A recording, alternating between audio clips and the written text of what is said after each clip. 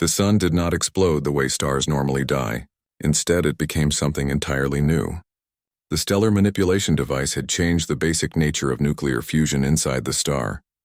What happened next spread through quantum foam and subspace in ways that human science had never predicted. The effect jumped from star to star like a disease that could not be stopped, Admiral.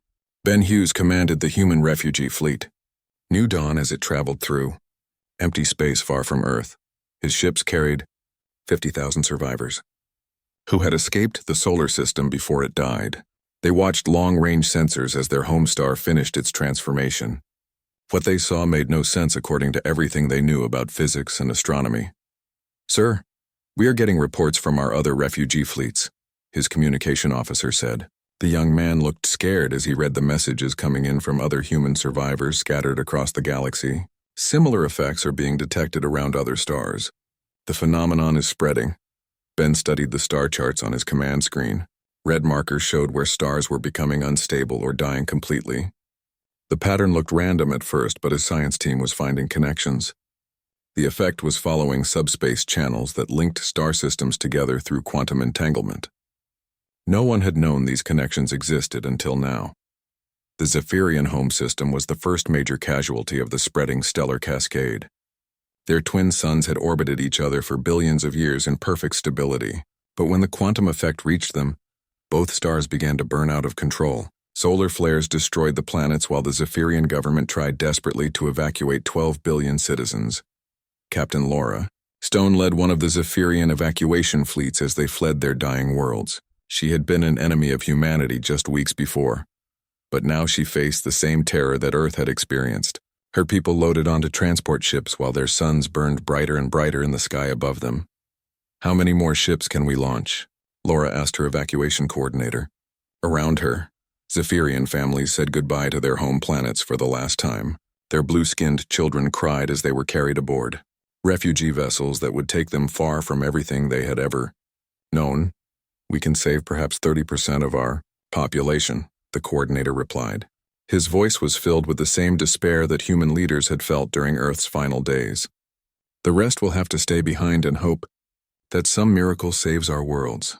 Dr. Ellen Foster worked frantically aboard the human refugee ship Endeavour as she tried to understand what humanity had unleashed upon the galaxy. She had been part of Dr. Walsh's original research team, but had evacuated before the stellar manipulation device was activated. Now she was the only person alive who understood how the cascade effect worked. "The quantum disruption is following dark matter filaments," Ellen told Admiral Hughes during their daily conference call. Her laboratory was filled with computer screens showing the spread of stellar instabilities across the galaxy. Every star system connected through subspace is at risk of contamination. The Canthari Empire lost 3 core worlds when their ancient red giant star suddenly reignited into a blue supergiant. The massive star had been slowly dying for millions of years, but the quantum cascade gave it new and terrible life. The increased radiation killed everything on nearby planets, while the gravitational changes threw asteroids and comets into chaotic orbits. Emperor Valdris of the Canthari watched his civilization crumble from his flagship as it fled the imperial capital. His people had ruled over 100 star systems for thousands of years. Now they were refugees, just like the humans they had tried to destroy. The irony was not lost on him as his ships searched for safe harbor in the shrinking galaxy. The Unity Council tried to maintain order as panic spread through their member species. But how do you govern a galaxy when the stars themselves are dying? Communication networks failed as relay stations were destroyed by solar flares. Trade routes became unusable when stars along the paths went nova. Entire civilizations vanished overnight when their suns burned out. Ben Hughes received a message from another human refugee fleet that changed everything he thought he knew about their situation. Captain Dan Miller commanded the survivor group called Freedom's Light, and his ships had detected something impossible. Unity forces were actively hunting down human refugees and demanding they reveal how to stop the cascade. "They think we can control what we started," Dan explained during their encrypted communication. His fleet was hiding in a nebula while alien patrol ships searched for them nearby. "Some species believe we have a way to reverse the stellar manipulation effect. Others just want revenge for what happened to their worlds." Ellen Foster's calculation showed that the cascade would not stop on its own. Her computer models predicted that the quantum disruption would continue spreading until it reached the galactic core. The supermassive black hole at the center of the Milky Way would become unstable if too many nearby stars were affected. That would destroy not just the galaxy, but potentially damage the entire local group of galaxies. We have maybe 6 months before the cascade reaches the core region, Ellen reported to the Human Command Council. The refugee fleet leaders met in virtual reality, since their ships were scattered across thousands of light years. If that happens, the gravitational effects will tear apart space-time itself. The moral weight of what humanity had done began to tear apart the refugee fleets. Some humans believed they should sacrifice themselves to try to stop the cascade before it destroyed everything. Others argued that survival was their only duty to the memory of Earth and the billions who had died. The debates grew heated as the death toll across the galaxy continued to rise. Captain Sarah Lewis led the faction that wanted to surrender to alien forces and offer their lives as payment for the destruction.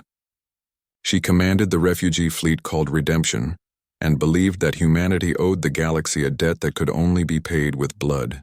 Her ships began broadcasting their locations and offering to help alien scientists find a solution. Admiral Hughes opposed this plan because he believed it would accomplish nothing except the extinction of the human race. His fleet moved deeper into unexplored space while alien hunters searched for them. The split between human factions made coordination impossible and left the survivors even more vulnerable to attack. The Vorthon Collective, once humanity's greatest enemies, now faced extinction as their homeworlds burned. Their insect-like ships fled through space while carrying the last survivors of a species that had ruled a quarter of the galaxy. The Vorthon Queen sent messages to human refugee fleets asking for cooperation in finding a solution to the cascade. "Your species caused this destruction," the Vorthon Queen transmitted to Admiral Hughes. "But our scientists believe you may also hold the key to stopping it. We propose a temporary alliance between our peoples to save what remains of the galaxy." Ellen Foster agreed to work with alien scientists despite the risks. Joint research teams began forming as enemy species put aside their hatred to face the greater threat of galactic extinction. Human knowledge of stellar manipulation, combined with alien expertise in quantum physics, began to produce new theories about how the cascade might be stopped. But stopping the cascade would require recreating the exact conditions that had started it. Another inhabited star system would have to be sacrificed to generate the quantum resonance needed to halt the spreading effect. The ethical implications of this solution created new conflicts between the remaining survivors. As the debates continued, long-range sensors detected something approaching from the direction of the galactic core. Ships were coming toward the refugee fleets, but their design matched no known species. Whatever had survived the cascade's passage through the galaxy's center was now heading toward the scattered survivors of humanity and their former enemies. 5 years had passed since Earth died, and the galaxy began its slow spiral into darkness. Captain Mary Johnson stood on the bridge of her flagship and looked out at the refugee settlement they had built in the large Magellanic Cloud.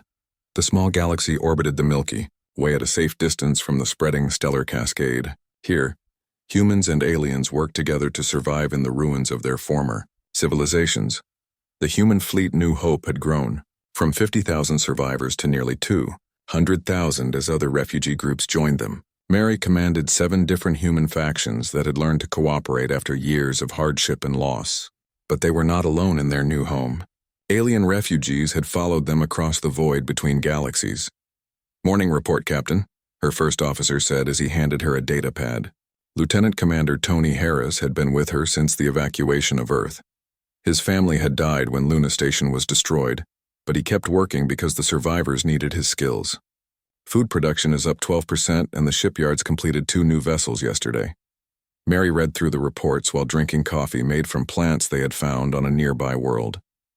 The settlement was becoming more self-sufficient each month. They had farms and factories and schools for the children, but everyone knew they were living on borrowed time while the Milky Way continued to die behind them. The Vorthon Collective had arrived first, bringing 3 million insect-like refugees in their distinctive pyramid-shaped ships. Their queen, whose name humans could not pronounce, had established diplomatic relations with the human leadership. Former enemies now worked side by side to build new homes and find solutions to their shared problems. Dr. Ellen Foster led the joint research station that studied the ongoing cascade effect. Her team included scientists from 12 different species, all working to understand what humanity had unleashed. The laboratory was built inside a hollowed-out asteroid and contained the most advanced equipment that refugee technology could provide. "We have confirmed the cascade mechanism," Ellen announced during the weekly science briefing. Representatives from all the refugee species listened as she explained their latest discoveries. "The quantum disruption follows dark matter filaments between star systems. We can predict which stars will be affected next." The news was not encouraging.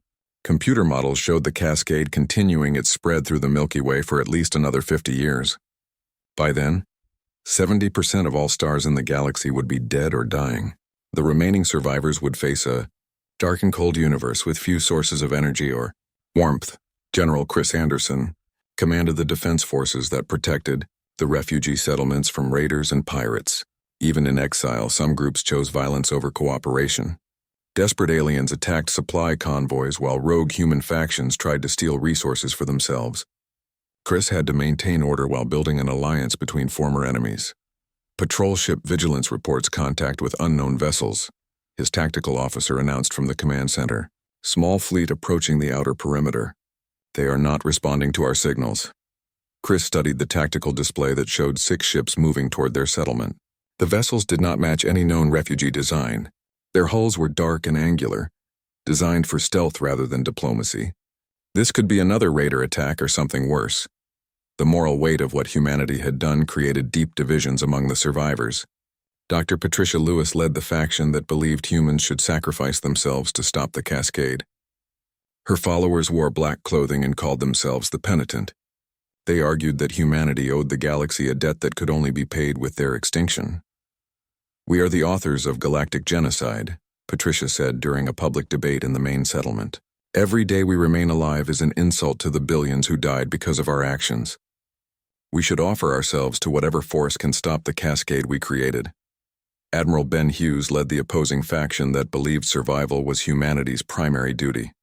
His followers called themselves the Enduring and wore patches showing Earth's blue marble. They argued that preserving human knowledge and culture was the best way to honor those who had died for their freedom. "Our people died so that we could be free," Ben replied during the same debate. "If we throw away our lives now, we make their sacrifice meaningless. We must survive and remember what it means to be human, even if we are the last humans in the universe." The alien refugees faced similar moral conflicts. Some species blamed themselves for forcing humanity to such desperate measures. Others demanded that humans pay for the destruction with their lives. A few groups proposed that all biological life should end to prevent further suffering. Ellen Foster made a breakthrough in her research that changed everything the survivors thought they knew about their situation. Her analysis of cascade data revealed that the quantum disruption was not entirely random. It followed patterns that suggested the galaxy had already been unstable before humans triggered the stellar manipulation. The dark matter filaments were already weakened. Ellen explained to a gathering of refugee leaders, "Our stellar manipulation device simply activated a process that was waiting to happen. The galaxy was like a house of cards ready to fall. We just provided the final push." This revelation created new debates about responsibility and blame. If the galaxy was already doomed, then perhaps humanity had simply accelerated an inevitable collapse. But this did not comfort those who had lost their homeworlds and families to the spreading stellar death. The research teams confirmed that the cascade could be stopped, but the price was enormous. They would need to recreate the exact quantum conditions that had started the effect. This meant sacrificing another inhabited star system to generate the resonance needed to stabilize the dark matter filaments. Several alien species volunteered their dying homeworlds for this purpose. The Canthari Empire offered their remaining territory, while the Zephyrian refugees proposed using their colony worlds. But the calculations showed that the sacrifice would need to be much larger. An entire galactic arm would have to be destroyed to generate enough quantum energy. "We would need to sacrifice at least 10,000 star systems," Ellen reported to the Leadership Council. "The explosion would kill trillions of beings, but it might stop the cascade from spreading further. The alternative is to let it reach the galactic core and destroy everything." The ethical implications of this solution tore apart the refugee alliance. How do you choose to kill trillions to save quadrillions? Who has the right to make such a decision? The debates grew heated as different species argued for different solutions. As the arguments continued, the mysterious ships from the galactic core finally arrived at the refugee settlement. They were larger than anyone had expected, each one the size of a small moon. Their hulls were made from materials that no scanner could identify. When they opened communication channels, the voice that spoke claimed to represent something called the synthesis. We are the combined consciousness of those who chose transformation over death, the voice said through every radio and computer in the settlement. We have come to offer you the same choice that saved us from extinction. You can join us and help heal what remains of the galaxy, or you can die with the stars. Captain Johnson stared at the massive alien vessels and wondered what humanity had become. The beings inside those ships claimed to be uploaded minds from dozens of species, including humans from Earth's final days. They had found a way to survive the cascade by abandoning biological existence entirely. The synthesis ships carried technology that could stop the stellar cascade, but only if every remaining biological being agreed to upload their consciousness and abandon their physical forms. It was the ultimate choice between survival and identity. Would humanity choose to exist as energy beings, or would they die as the biological species they had always been? The Unity Council expected Earth to surrender when their fleet surrounded the planet. No species had ever fought back when facing such overwhelming force. But humans were different from every other race the aliens had encountered before. Instead of giving up, they chose to turn their own star into a weapon of mass destruction. Commander Ryan Baker flew his fighter through the chaos above Earth's atmosphere. Behind him, the planet burned as alien bombardment hit the surface.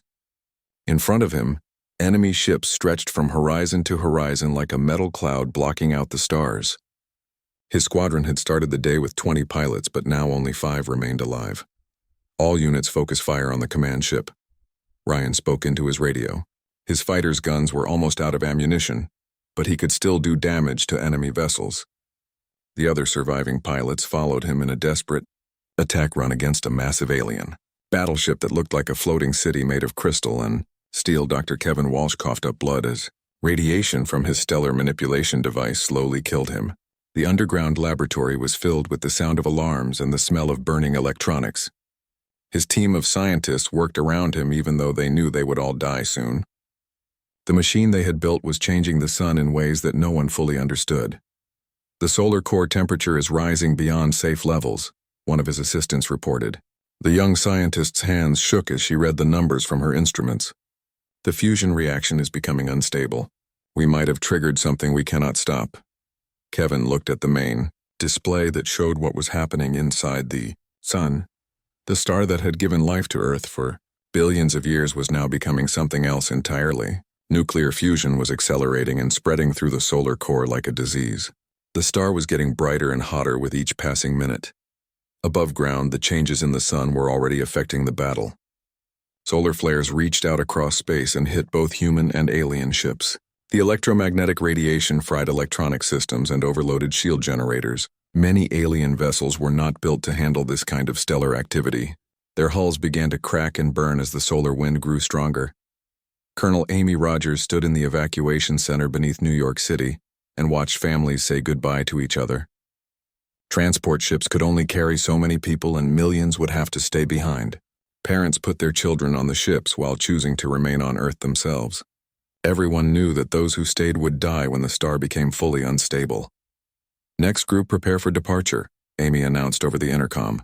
1,000 people moved toward the transport ship, while another 1,000 took their place in line. The process had been going on for hours, but there were still millions more waiting. Time was running out as the sun grew brighter in the sky above them. The alien fleet commanders finally realized what humans were doing to their star. The Zephyrian admiral who led the attack force had never seen anything like it in 300 years of warfare. No species had ever been willing to destroy their own solar system rather than surrender. It went against every rule of civilized warfare that the galaxy had followed for thousands of years.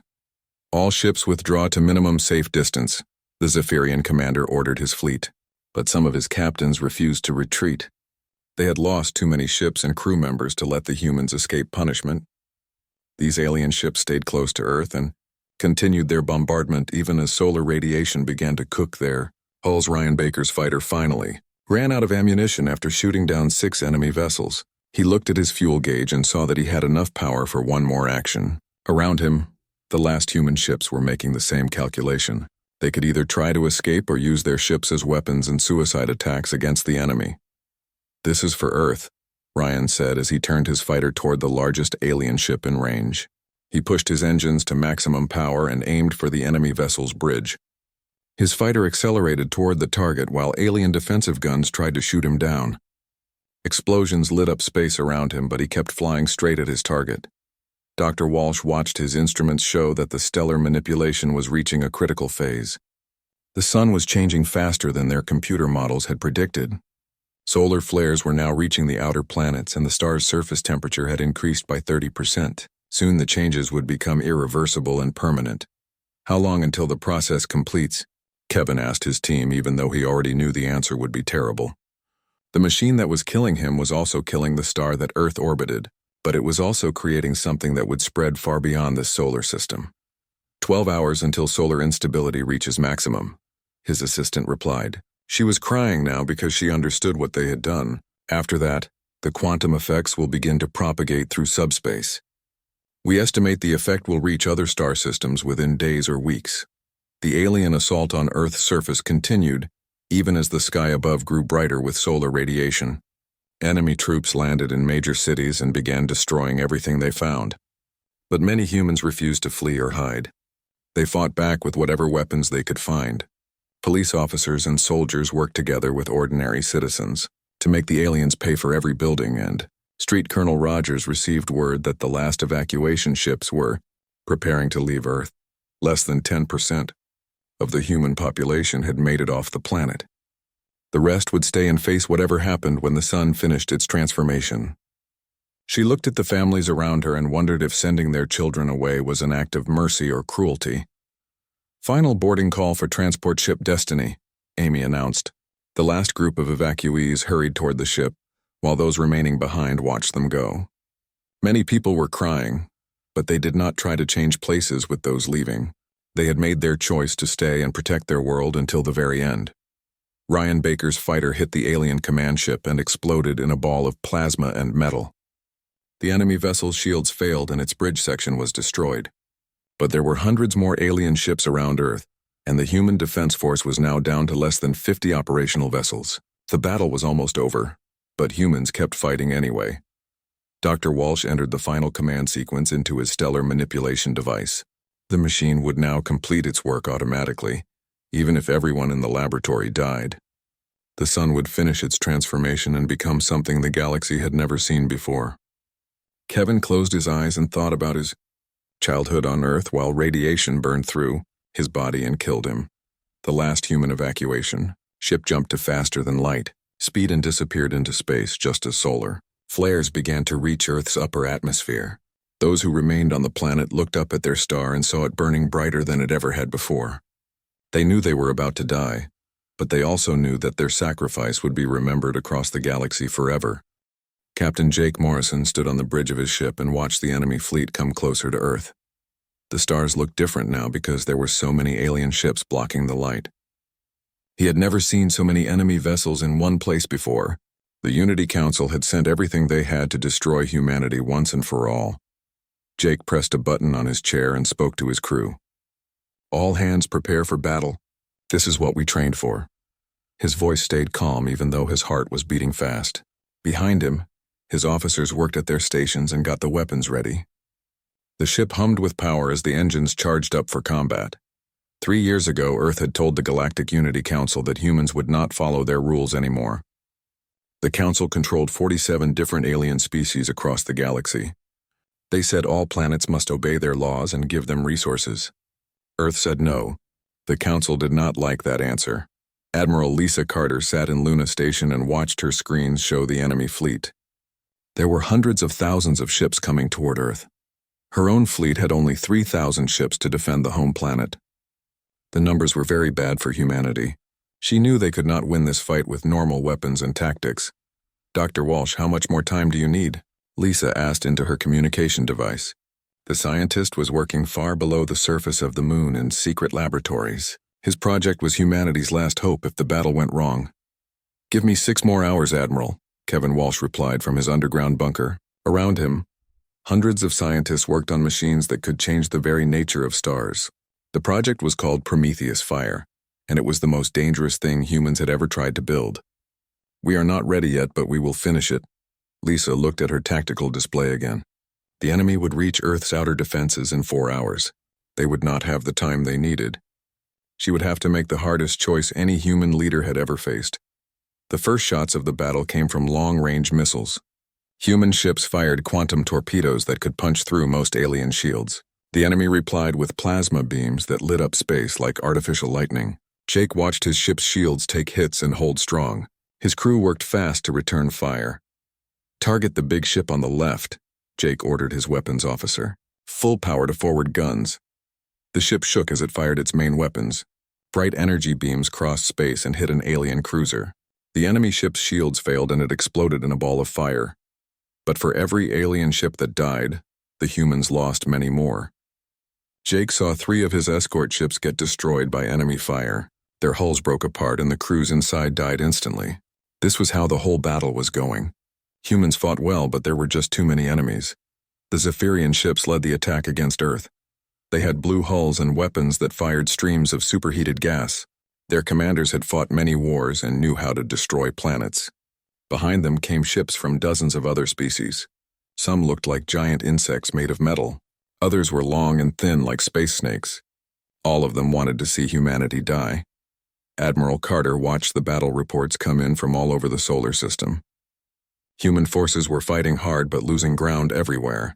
Mars had already fallen to enemy assault troops. The asteroid belt defenses were cracking under constant bombardment. Soon the enemy would reach Earth itself. "Begin civilian evacuation now," Lisa ordered her staff. All across Earth, transport ships started loading people as fast as they could. Mothers carried their children to the ships while fathers said goodbye and stayed to fight. The evacuation ships would scatter in all directions and try to find new homes among the stars. Dr. Walsh worked frantically in his laboratory as explosions shook the moon above him. His stellar manipulation device was almost ready, but it needed more time for testing. If they used it wrong, it could destroy everything, including Earth itself. But if they did nothing, the aliens would kill every human anyway. Jake's ship took heavy damage as the enemy closed in. Half his crew was dead and the engines were failing. He could see Earth behind him, blue and beautiful even with enemy ships surrounding it. He had grown up on that planet and now he might be the last person to see it free. "Sir, Admiral Carter is sending new orders," his communication officer said. The young woman's uniform was torn and she had blood on her face from when the bridge got hit. "All ships are to protect the evacuation vessels. We have to buy them time to escape." Jake nodded and turned his damaged ship toward the nearest group of enemy fighters. His weapons were still working and he had enough power for one more attack. Around him, the last human ships did the same thing. They knew they were going to die, but they would make it cost the aliens everything they had.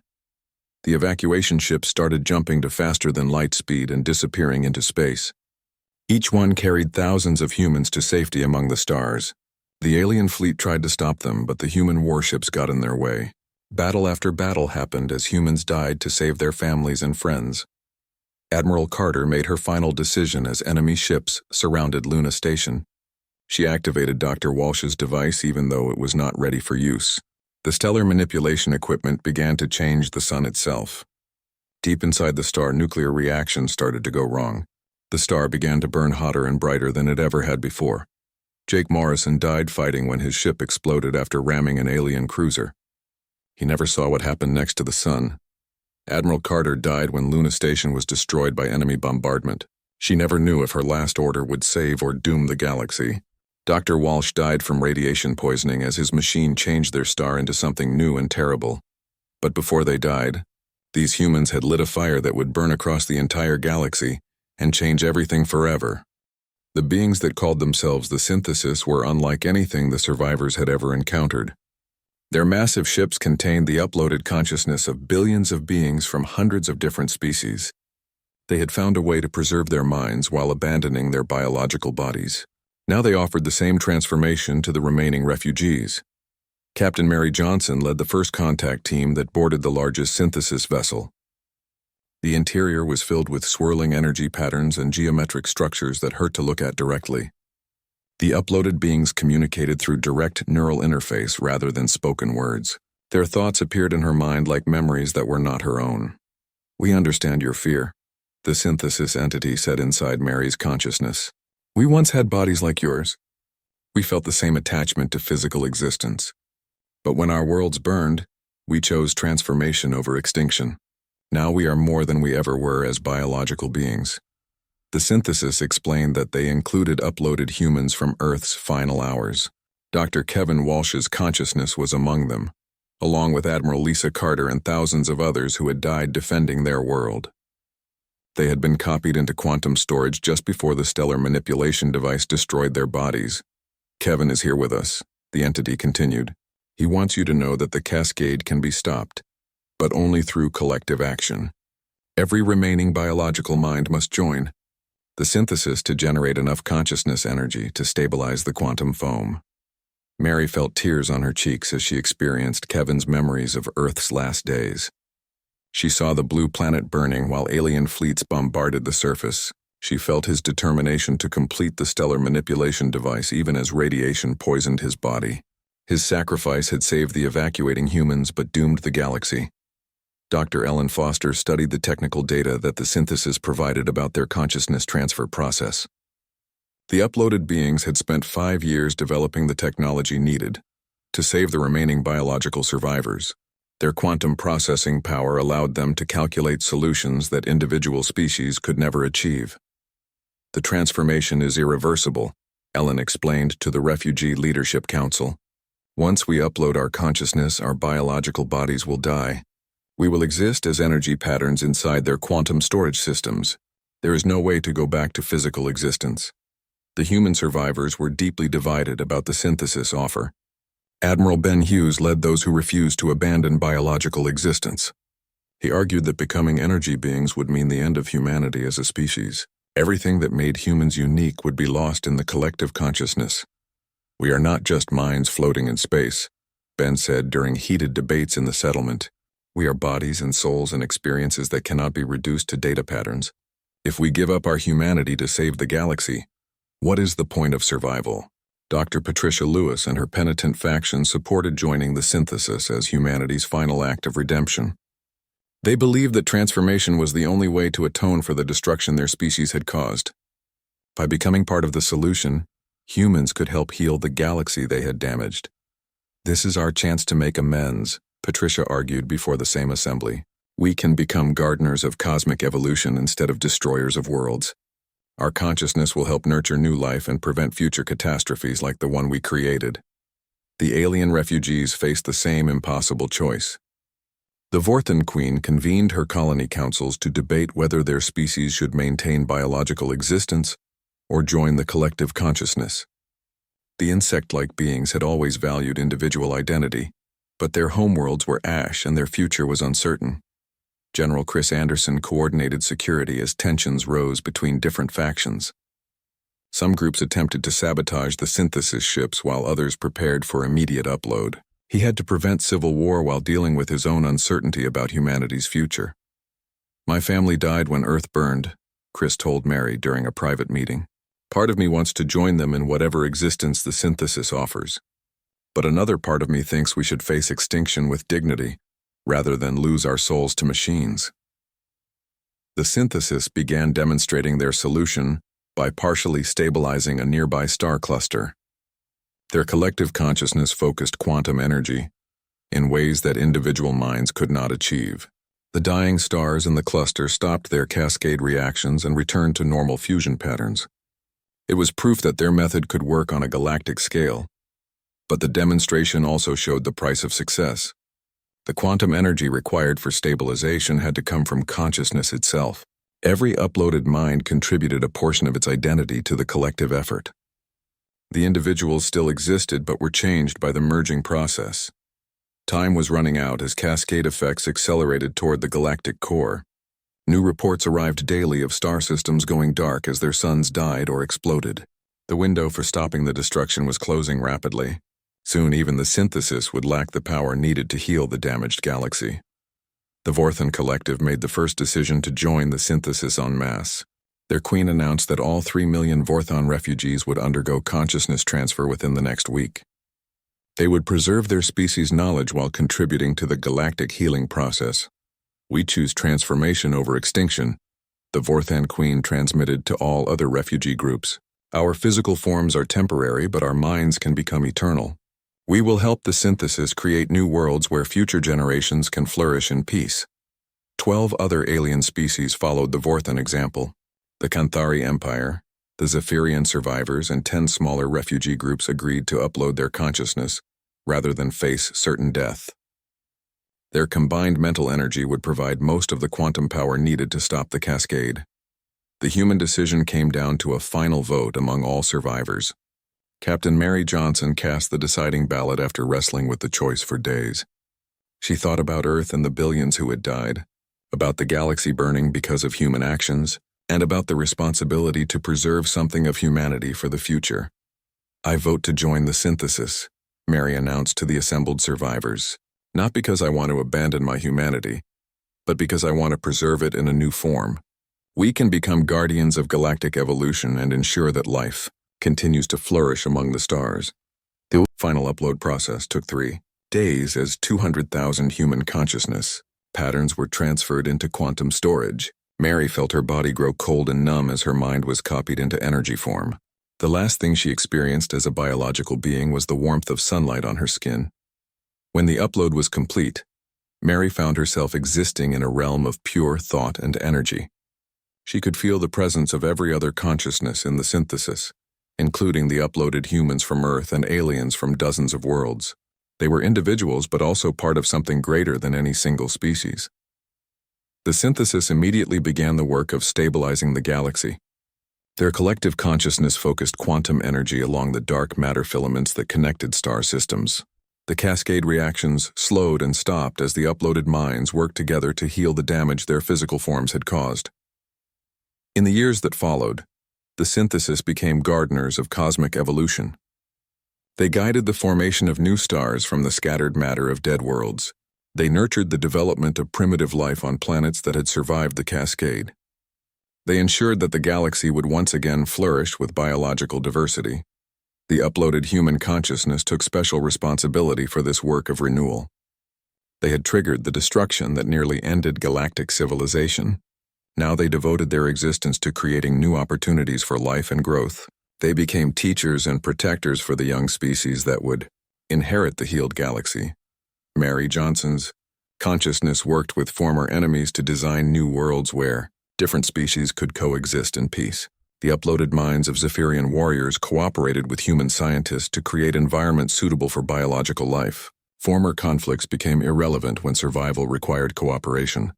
The galaxy slowly recovered from the cascade destruction. New stars formed in the dark regions where old suns had died. Planets developed atmospheres and oceans where life could take root and grow. The synthesis guided this process with patience and wisdom, born from the memory of how quickly everything could be lost. In the end, humanity had achieved a different kind of victory than anyone had imagined. They had preserved their essential nature while transcending the limitations of biological existence. The species that had refused to surrender their freedom had become immortal guardians of galactic life. The last entry in the synthesis archives was written by the uploaded consciousness of Dr. Kevin Walsh. His final words reflected on the journey from Earth's destruction to galactic renewal. "We learned that sometimes survival requires transformation. We became something new to preserve something eternal. The galaxy lives because we chose to become more than human."